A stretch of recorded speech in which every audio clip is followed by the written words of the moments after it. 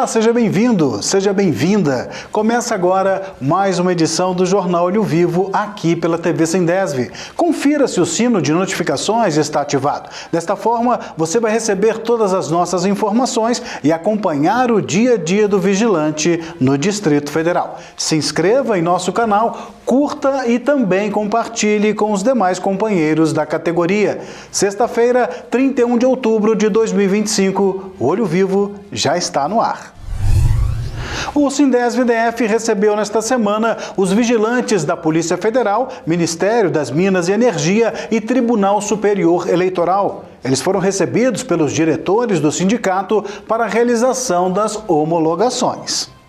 A semana começou com as visitas dos amigos vigilantes do TSE, que eram da empresa Visan. Eles foram recebidos pelos nossos diretores no auditório do sindicato nos dias 22, 23, 24 e 28 para a conferência dos documentos referentes à homologação junto à empresa Visan. Já nos dias 28 e 29 de outubro, terça e quarta-feira, foi a vez dos companheiros e companheiras da Polícia Federal e Ministério de Minas e Energia realizarem o mesmo procedimento. Toda a documentação foi analisada em detalhes pelos diretores do Sindesv, preservando os interesses de cada vigilante, não permitindo que nenhum centavo ficasse de fora nos acertos com o trabalhador. Essa é uma das funções do sindicato, prestar o serviço à categoria com padrão de excelência, cuidando de perto dos interesses de cada amigo e amiga vigilante.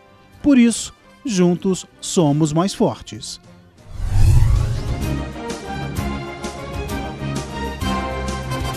Sejam todos bem-vindos em mais uma edição do nosso Sindesv Entrevista, novamente. Sempre quando ele vem a Brasília, ele já falou, olha, pode ficar tranquilo que eu separo um tempo para estar com vocês do Sindesv, Sindicato dos Vigilantes do Distrito Federal. Nosso querido presidente da Confederação Nacional dos Trabalhadores na Vigilância, José Boaventura. Mais uma vez, seja bem-vindo, Boaventura. E eu começo perguntando para você a pergunta que não se cala e o que mais a gente vê nas redes sociais em relação aos nossos vigilantes. E a nossa 1209, aposentadoria especial, em que pé estamos? Temos atualizações, Boaventura? Seja bem-vindo. Ô Fábio, obrigado pelo convite, é sempre uma satisfação estar com vocês aqui na TV Sindesv. Um abraço aí a Paulo Quadros, a toda a diretoria do Sindicato dos Vigilantes de Brasília.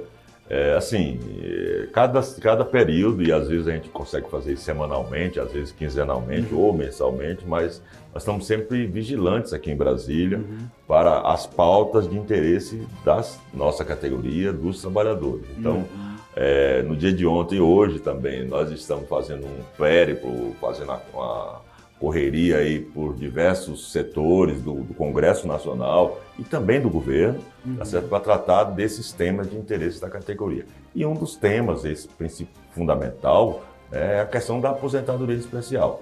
Então, ontem nós tivemos uma reunião com o deputado Chico Vigilante, que é o nosso porta-voz aqui em Brasília, nesse dia a dia, e o Chico voltou a assumir o compromisso de insistir junto ao Supremo Tribunal Federal, junto ao novo presidente, ao ministro Fachin, para que possa marcar uma audiência, conceder uma audiência à Confederação, aos trabalhadores, a Confederação que é no processo habilitada como amicus curiae ou como parte interessada no processo, para pedir agilidade, para pedir o agendamento no julgamento do tema da 209, e claro, que esse julgamento não seja favorável, tá certo? Porque recentemente, agora no mês de agosto, nós tivemos um julgamento do Supremo sobre essa questão da aposentadoria especial para os guardas municipais e a decisão foi uma decisão desfavorável aos guardas municipais.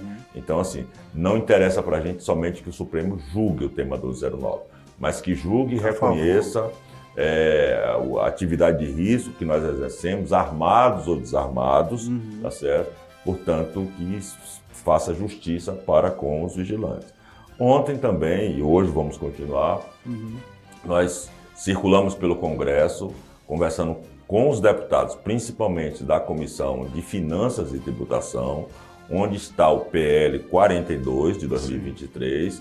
O PL 42 foi aprovado na Comissão de Trabalho e na Comissão de Previdência, o substitutivo. O substitutivo é que nos interessa, porque o projeto original não é bom para a gente. O projeto original, só lembrando para os colegas, propõe um tempo, você precisa ter o tempo de 25 anos de serviço e mais 60 de idade.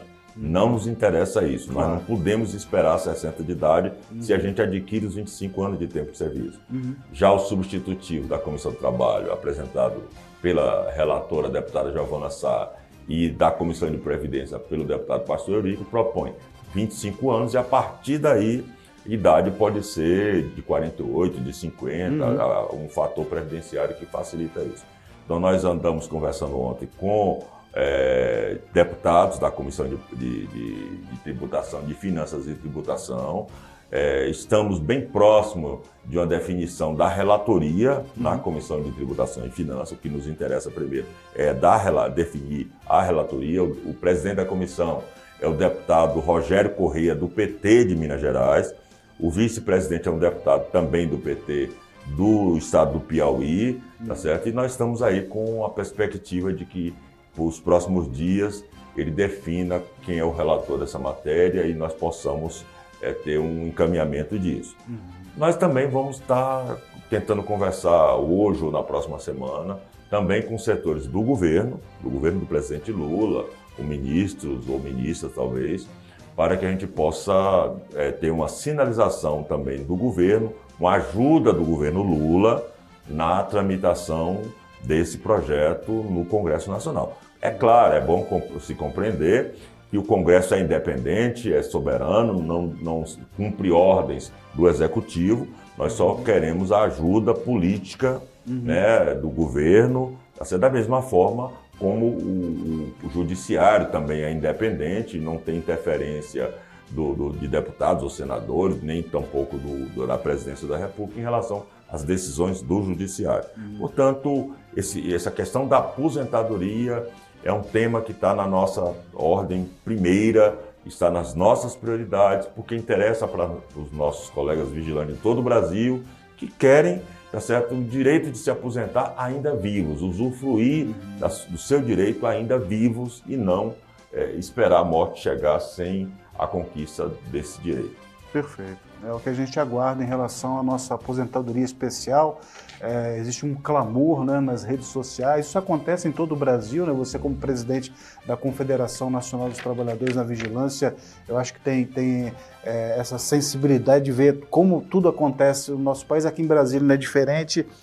O que mais acontece, por exemplo, nas redes sociais dos sindicatos vigilantes da nossa cidade, esse questionamento: e a 1209? Vou me aposentar? Posso aguardar por isso? Posso ter essa esperança? E a esperança ela tem que ser renovada mesmo. A gente espera que o próximo ano seja de novidades importantes para a categoria nesse sentido, né, Borré? E claro, e a gente precisa, às vezes, de uma definição como essa do Congresso sobre a relatoria, porque eu acho que os vigilantes que acompanham e acompanham de fato e ajudam de fato, precisa ajudar também nessa nova fase. E acho que todos se lembram, né, quando na Comissão de Previdência foi a sessão de aprovação do substitutivo, a fala do deputado Pastor Eurico, do relator lá na Comissão de Previdência. Ele dizia assim: não, eu tenho de resolver essa questão porque eu recebi ligação, eu atendi trabalhadores, vigilantes e outras categorias, claro,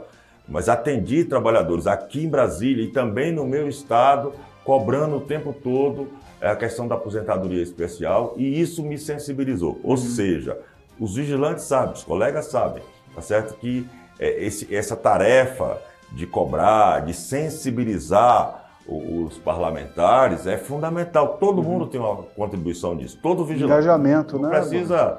Não adianta dizer, olha, a Confederação resolve, Chico Vigilante resolve. Não. A gente precisa da participação de todo mundo, tá certo? E aí eu sei que tem uma militância muito forte de colegas nossos nas redes sociais, como você disse, grupo de vigilantes.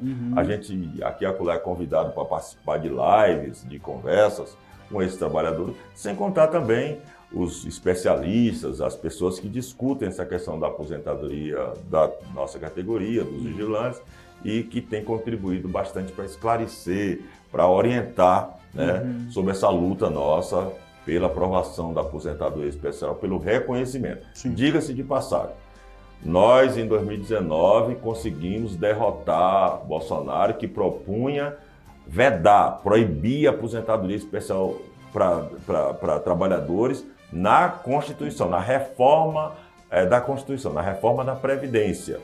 Nós conseguimos manter o direito. Só que lá está escrito, no artigo 201 da Constituição, o direito à contagem de tempo especial conforme lei.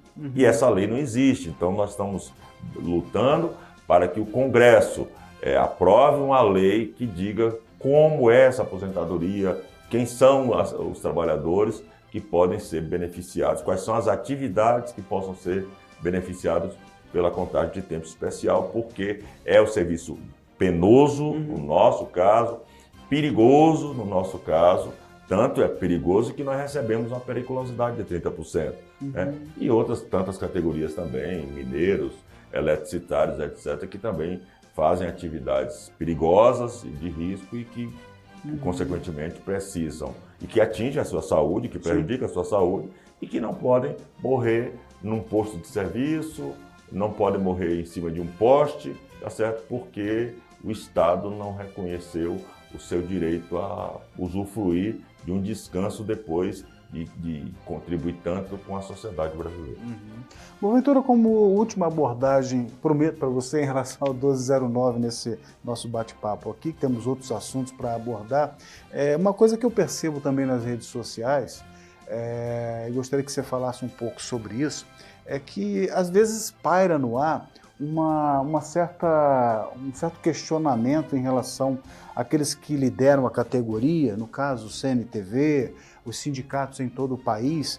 A gente vê abordagens do tipo, se a gente fala sobre um determinado assunto, aí vem um companheiro, uma companheira e fala assim, mas vocês deveriam acelerar o processo da 1209, vocês deveriam ir lá no STF e marcar logo essa audiência com o ministro, porque está demorado demais, vocês precisam ser mais céleres nessas ações. A sua presença aqui já mostra que existe todo um trabalho minucioso, um acompanhamento de perto a esse processo. O que você poderia falar para esse companheiro e companheira que sofre talvez dessa ansiedade? Muitas vezes é uma situação meio que injusta, porque o trabalho está sendo feito, mas precisa ter o respeito ao tempo das coisas, né?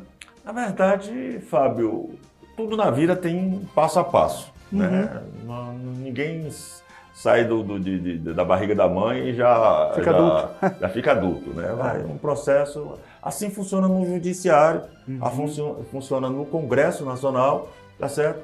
E a gente tem de obedecer o passo a passo. Agora, não esperar que as coisas caiam do céu, não esperar que as coisas ocorram naturalmente. As coisas têm de ocorrer no seu tempo, mas com a atuação ativa. Isso. E no caso do judiciário, tem uma característica, é um poder independente, o juiz tem independência, né? E eu sempre digo para os colegas assim, uma pressão em cima de um juiz tem que ser uma pressão inteligente, porque é igual a situação de juiz de futebol.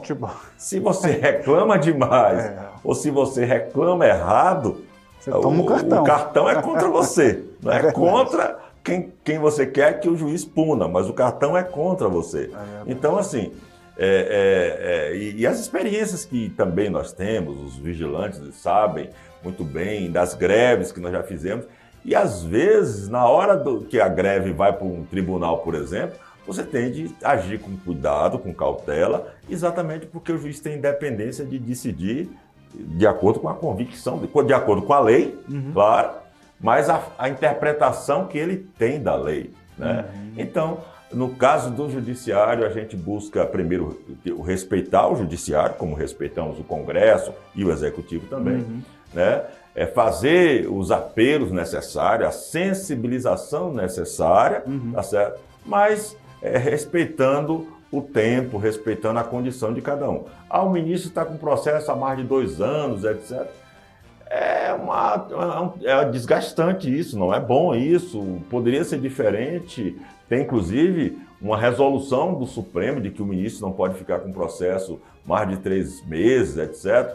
Agora, o interesse do trabalhador, às vezes, não anda com a mesma velocidade do interesse de outros setores. Então, a gente tem feito um trabalho no sentido de sensibilizá-los e que essa sensibilização crie um ambiente simpático, um ambiente favorável para a gente. E não xingar o juiz, não bater no juiz, achando que o juiz vai ficar do nosso lado.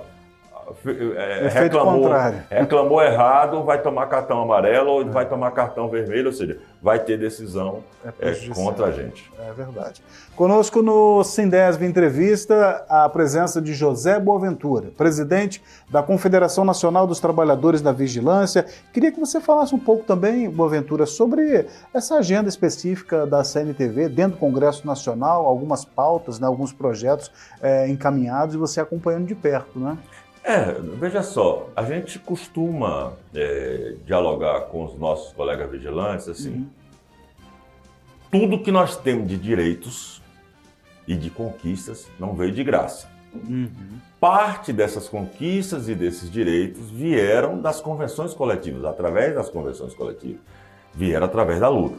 Se hoje, por exemplo, em qualquer estado, de Brasília, São Paulo, a Bahia, por exemplo, não tiver convenção coletiva, a situação da categoria fica muito feia.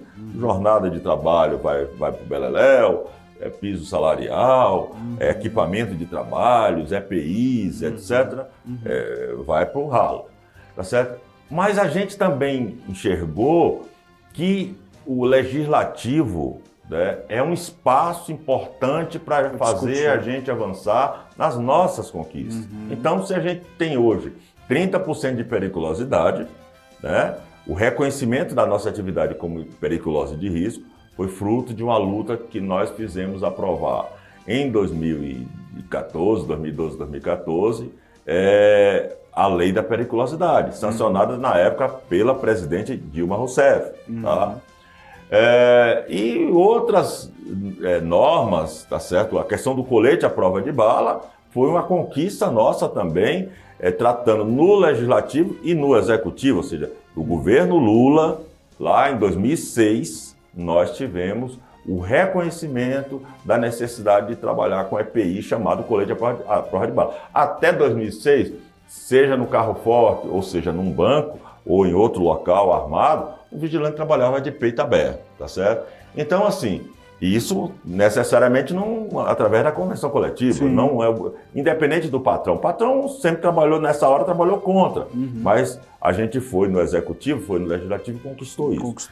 Então hoje também, e mais outra coisa, outra importante para não esquecer, a questão do anticalote, né? Então os colegas que trabalham na área federal, né, legislativo, executivo e judiciário, os vigilantes das empresas que prestam serviço nessas áreas sabem que hoje o seu direito trabalhista, suas verbas rescisórias, suas férias, 13º, estão lá reservadas porque não vai para o bolso do patrão. E essa é a nossa garantia. Então, anticalote federal e anticalote em 7 estados. Começou por Brasília, um projeto do deputado Chico Vigilante na época, sancionado pelo governador Agnello Queiroz, depois a Bahia, Maranhão, Ceará, Rio Grande do Norte, o ano passado no Rio Grande do Sul e esse ano em Roraima, ou seja, são 7 estados com lei anticalote e, para nossa tristeza, no caso de São Paulo, nós conseguimos aprovar no final do ano passado um projeto anticalote também, proposto pelo deputado Marculino, do PT de São Paulo, bancário do PT de São Paulo, e foi vetado pelo governo Tarcísio de Freitas, né? Então, assim, nós temos uma agenda no Legislativo Federal e, em alguns casos, no Legislativo Estadual ou até municipal. E no caso aqui de Brasília, no Congresso Nacional, nós temos hoje alguns projetos em andamento que nós queremos que seja aprovado.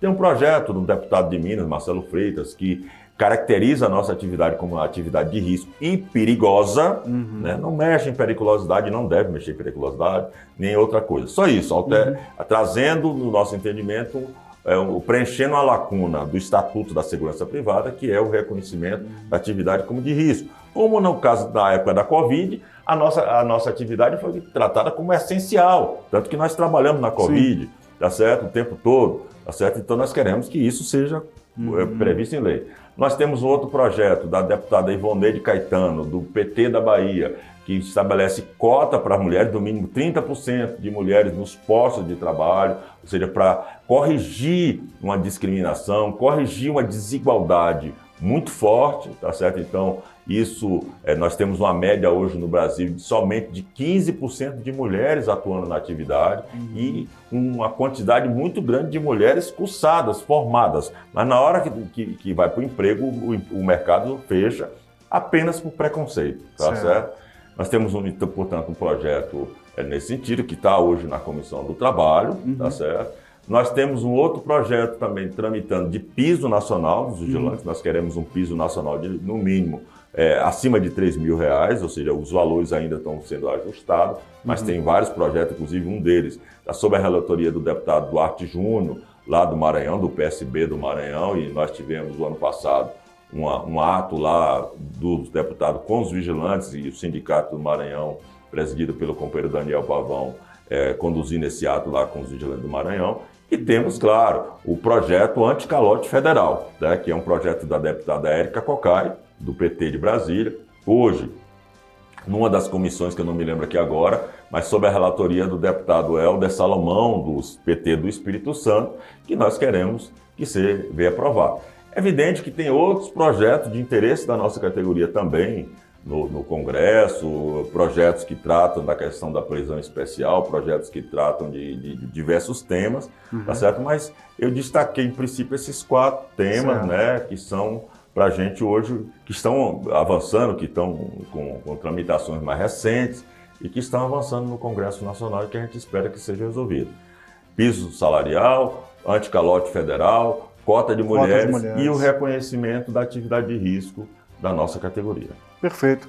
Nosso convidado de hoje, dentro do Sindesv Entrevista, José Boaventura, presidente da Confederação Nacional dos Trabalhadores na Vigilância. Para a gente encerrar o nosso bate-papo aqui, Boaventura, eu queria trazer um pouco da sua percepção sobre essa questão que tem assolado a segurança privada no país, que é a clandestinidade.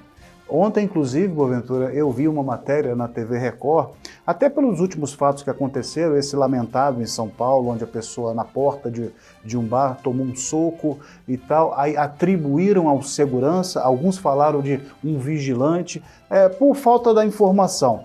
No frigir dos ovos, naquela linguagem bem popular, descobriram que era uma pessoa clandestina, contratada por uns míseros trocados para supostamente dar segurança ao local, e o que não aconteceu, uma tragédia com um empresário lá em São Paulo. Queria que você falasse um pouco para a gente assim, sobre o tamanho do prejuízo que é essa questão da clandestinidade no país, porque o vigilante ele é cobrado no seu preparo, ele tem que fazer todos os cursos, ele passa por uma reciclagem, sem ela ele não pode trabalhar.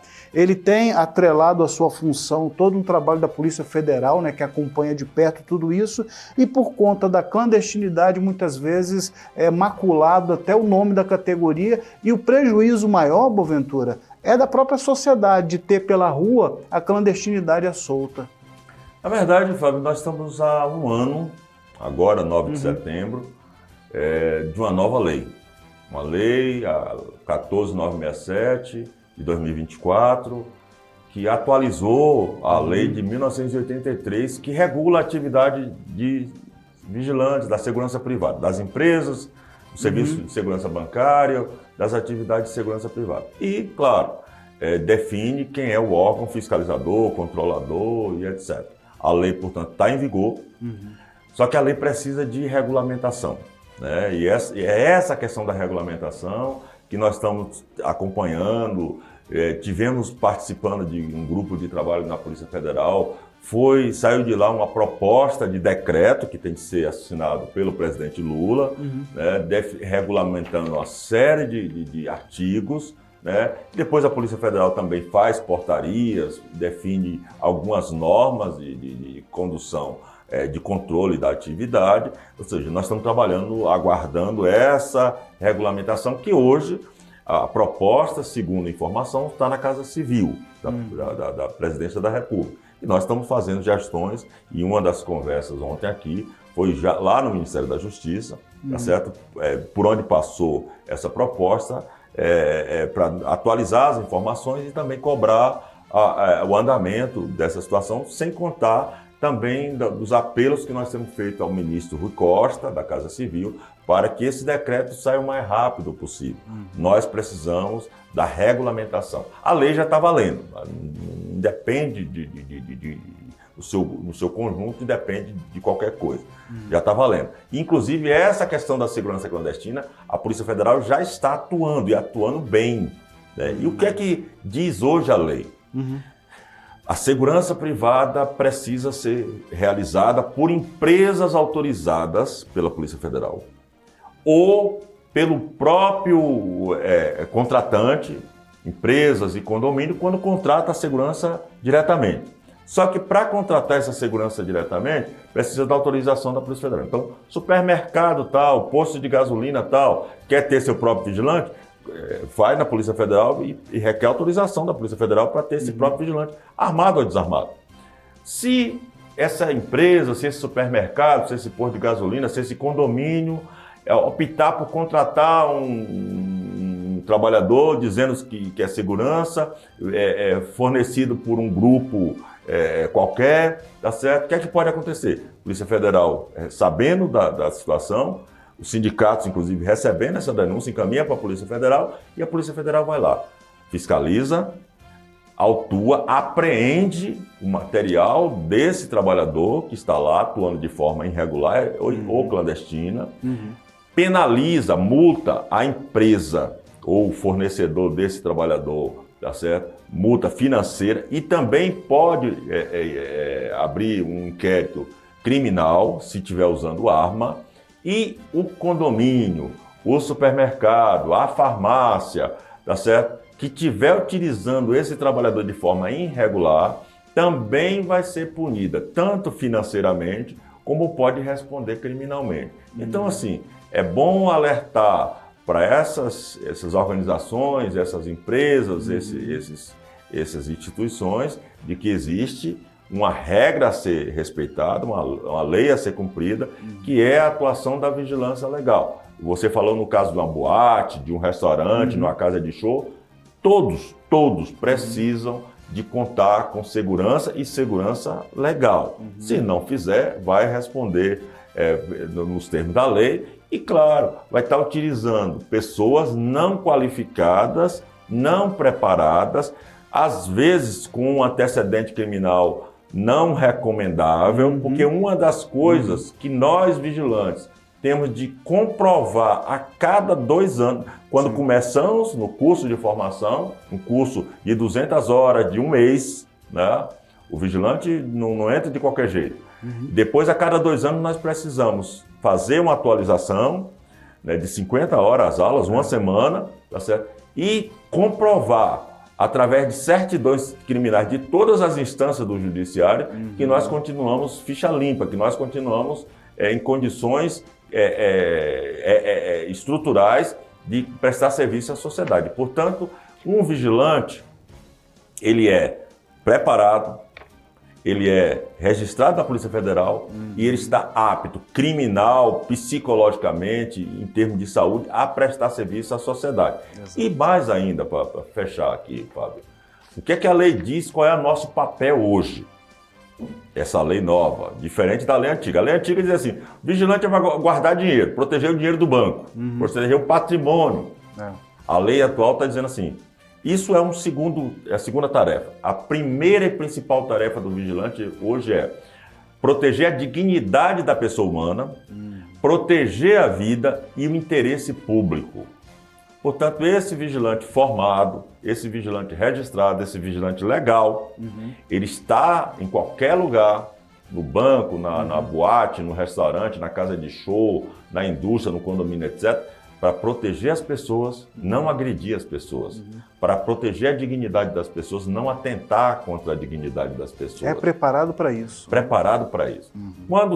Quando é clandestino, quando foge da legalidade, aí a gente vê todas as barbaridades, tá certo? Que a gente no dia a dia tem acompanhado. Portanto, quem quiser contratar vigilante, contrate de forma legal, contrata a empresa ou contrata diretamente, mas com autorização da Polícia Federal, em qualquer lugar. E se optar de outra forma, o clandestino vai assumir as consequências disso tudo.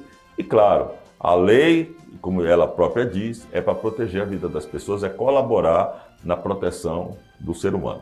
Perfeito. O Sindesv Entrevista recebeu a presença aqui nos estúdios da nossa TV Sindesv, o presidente da Confederação Nacional dos Trabalhadores na Vigilância, José Boaventura. Deixo os nossos microfones abertos para as suas considerações finais. Fica parecendo debate político, né, Boaventura?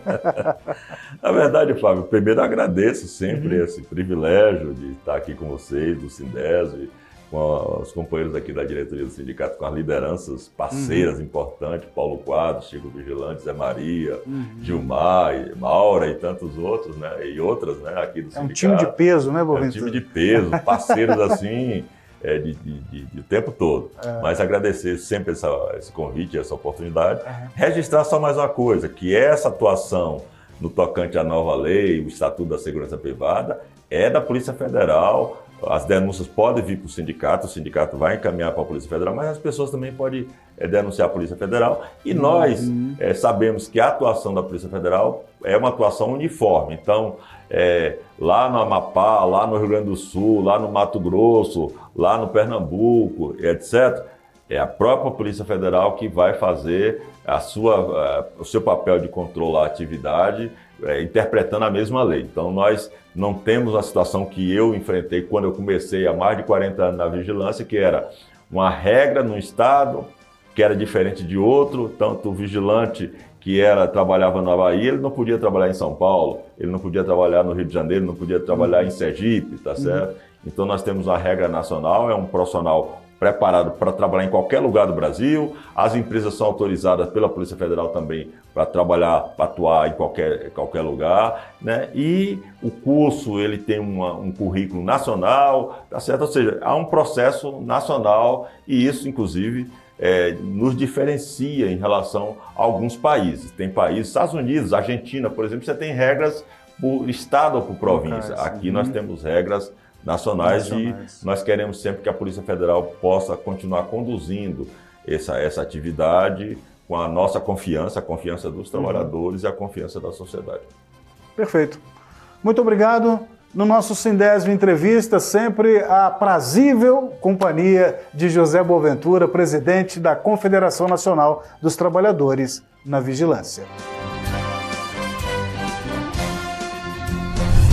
Você confere no Jornal Olho Vivo de hoje 2 fiscalizações realizadas pelo Sindesv, uma no Hospital do Gama e outra na Praça dos Direitos, na Ceilândia.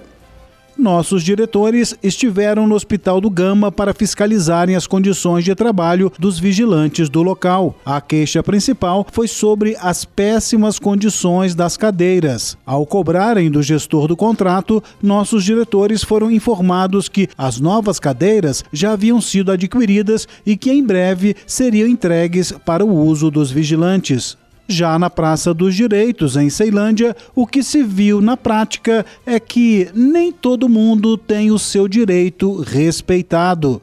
Os vigilantes trabalham debaixo de sol e chuva, sem guarita, sem a mínima proteção. Estamos na Ceilândia. Como vocês viram na imagem aí, o nome do posto é Praça dos Direitos. Direitos a quem e para quem?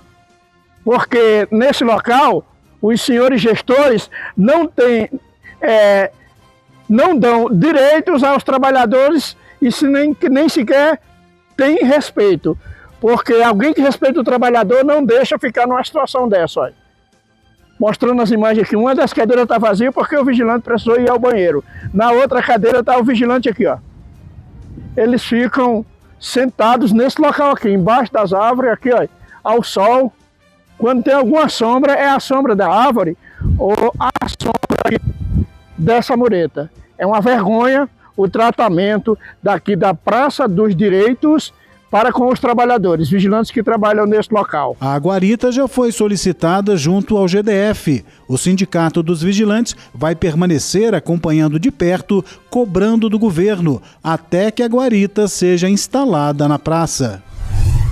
O mês de outubro foi marcado pela campanha Outubro Rosa, um momento de conscientização e que alerta as mulheres e a sociedade sobre a importância da prevenção e do diagnóstico precoce do câncer de mama e, mais recentemente, sobre o câncer do colo do útero.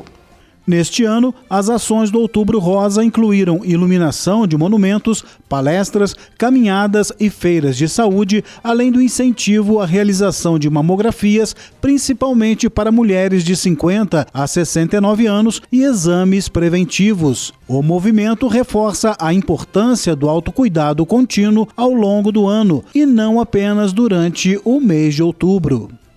Outubro Rosa, câncer de mama, prevenção de câncer de mama. Na verdade, essa campanha, ela existe, essa data, esse mês existe para tentar trazer a paciente para próximo do médico e fazer os seus exames preventivos. Tá? O autoexame deve ser feito todo mês, mas o exame preventivo uma vez ao ano. Toda paciente com mais de 40 anos deve fazer mamografia e, se houver antecedente familiar de câncer de mama ou ovário na família, fazer a mamografia um pouco mais precoce, ao redor dos 35 anos. Tá? Para pacientes mais jovens, dá preferência para mamografia digital. O câncer de mama é um dos cânceres que mais mata no Brasil. Nós temos um índice, mais ou menos, de 12 mulheres a cada 100 mil habitantes que morrem ainda de câncer de mama. Para vocês terem uma ideia, na época do auge do Covid, morria-se mais ou menos 40 pacientes por 100 mil habitantes de Covid. Então é um índice altíssimo. E tudo isso pode ser prevenido, tá? Fazendo-se a mamografia, a ultrassonografia e consultando o médico uma vez ao ano. A mamografia, você tem a chance de fazer um diagnóstico precoce, evitar cirurgias maiores, evitar grandes cirurgias, evitar tratamento quimioterápico. Então, é muito importante essa frequência anual ao seu médico. Termina aqui mais uma edição do Jornal Olho Vivo. Excelente final de semana para você e toda a sua família. A gente se encontra na semana que vem. Tchau, tchau.